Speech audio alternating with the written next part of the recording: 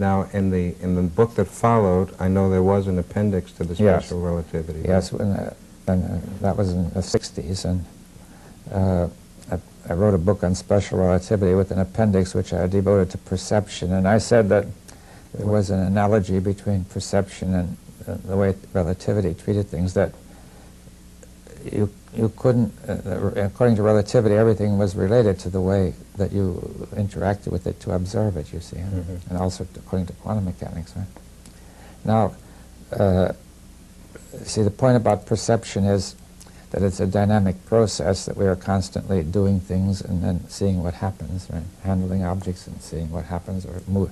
Everything must move. The eyeball must move in order to show light, to show form. And it's an active process, right?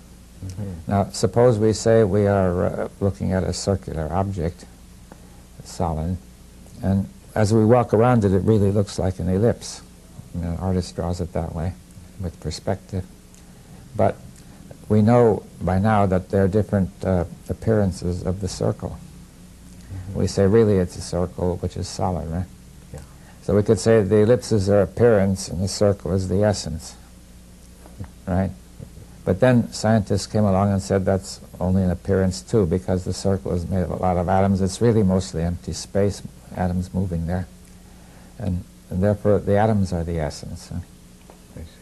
So, but then others, later on, they came along and said these atoms are made of smaller objects, they're mostly empty space. Atoms too are appearances. And then these smaller objects were found to be made of quarks and so on. There were electrons and protons then made of quarks, and then they said these are fields. And see, they're looking for a theory of everything, but it keeps on receding, right? In other words, so I say that this suggests to me that everything is, even our thoughts are fundamentally appearances, how things appear to the mind, right? And we combine, by combining many views of the object, we understand the object, and the stereoscope, two views give 3 dimensions. Is that clear? Yeah. So by combining many views of the circle, of this object, we get the notion it's a circle. By combining it with the scientific view, we get another view on it, a circle which is made of atoms.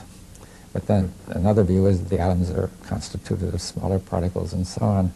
The more views we get that we can integrate and make coherent, the deeper our understanding of the reality is, right?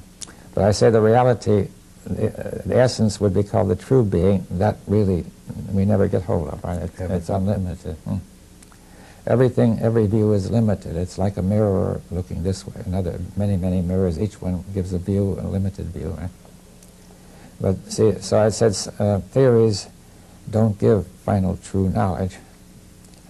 They give a way of looking. The very word theoria in Greek means theater, same word. It's sort of a theater of the mind that gives insight into the thing, right? And therefore, so you can say that fundamentally science is involved in a perceptual enterprise, not primarily in gaining knowledge, though knowledge appears, but knowledge is a byproduct.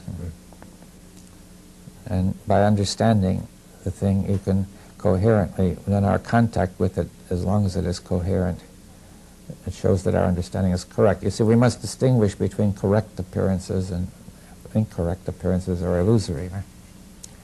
Now, if an appearance is correct, it is in some way related to the reality, but it's evidently not the reality. The ellipses, if we understand their meaning, are a correct appearance to the eye, right? Though it's not an ellipse, it's still correct. So are you suggesting that this is an inherent aspect of the thinking process? Yes, that's right, of our whole perceptual process. Our thinking process should be called an extension of our perception when done rightly. I see, of course. And not primarily the accumulation of knowledge which we put into various records.